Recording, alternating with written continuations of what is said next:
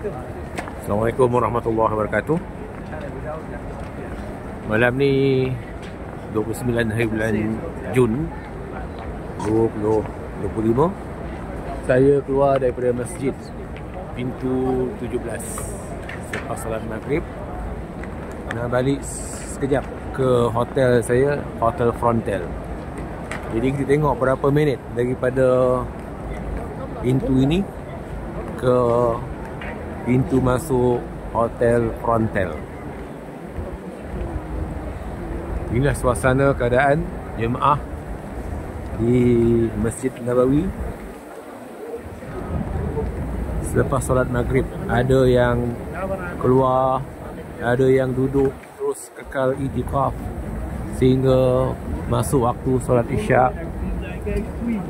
Ada yang masuk ke masjid,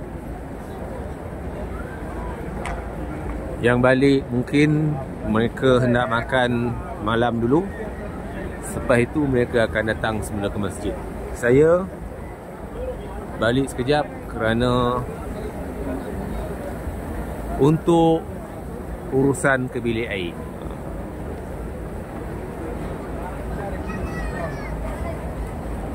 Jadi saya akan keluar melalui pintu pagar 330 untuk menuju ke hotel saya.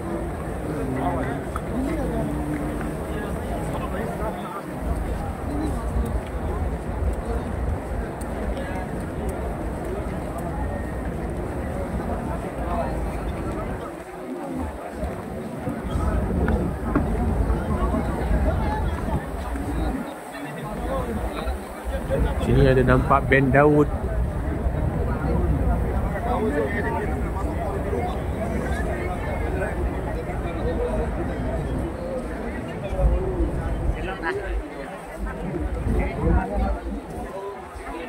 Orang masih ramai lagi. Walaupun musim haji telah pun berlalu lebih kurang 3 minggu.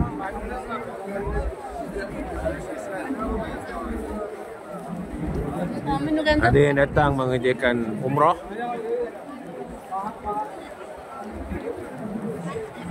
Di samping saki-baki jemaah haji yang belum pulang ke tanah air. InsyaAllah saya akan pulang ke tanah air pada 2 Julai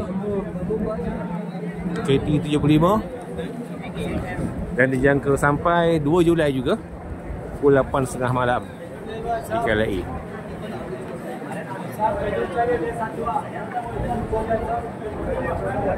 Depan ni Hotel Madin.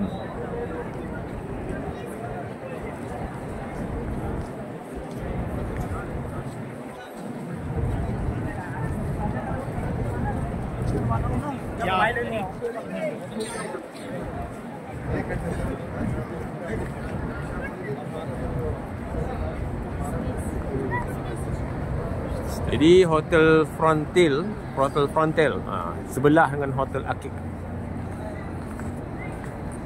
Di depan ni Hotel Akik. Akik mari dah. Melintas jalan raya.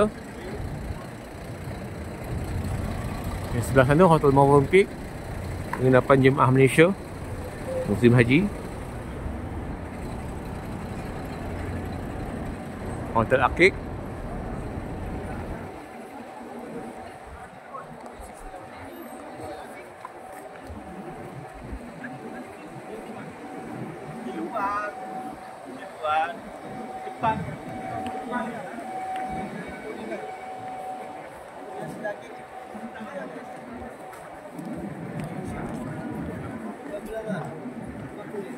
Alhamdulillah, inilah Hotel Frontel.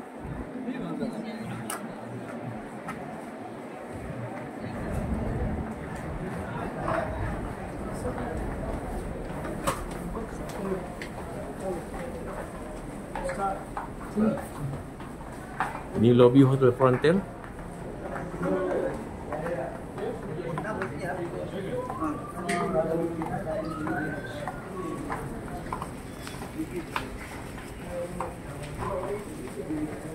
naik lift. Okey, sekian itu saja. Sekian, Assalamualaikum warahmatullahi wabarakatuh.